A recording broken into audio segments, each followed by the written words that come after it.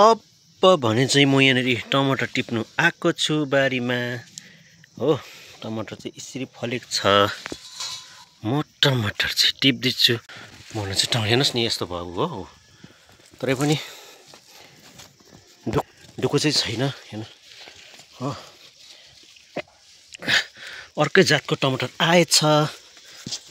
आउनु चाहिँ यो पालि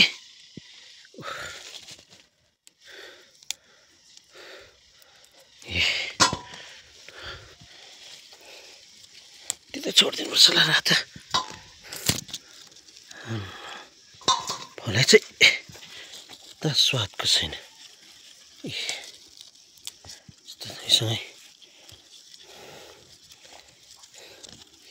यसलाई चाहिँ सिधै क्या काँचै उयो नपोलिकन सिधै अचार डल्ले खोर्सानी लसुन लगाएर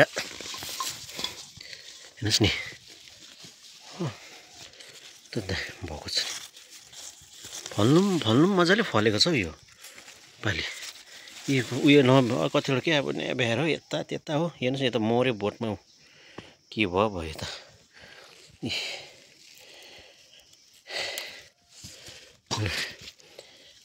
हेर्नुहोस् न यहाँ त मरेको हो।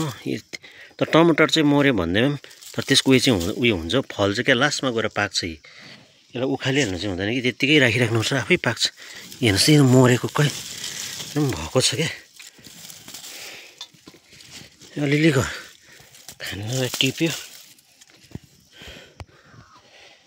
बिचरा हेर्नुहोस् नि हो। यस्तो ढल्यो नि सबै उँधो मुन्टो लोड भएर।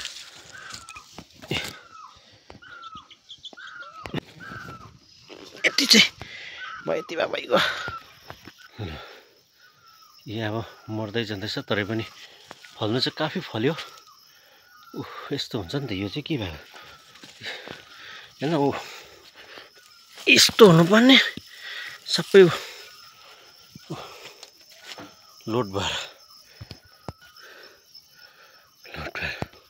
सबै मजाले पाक्छ यो लास्टमा गएर। फलाइ त अन्त हेर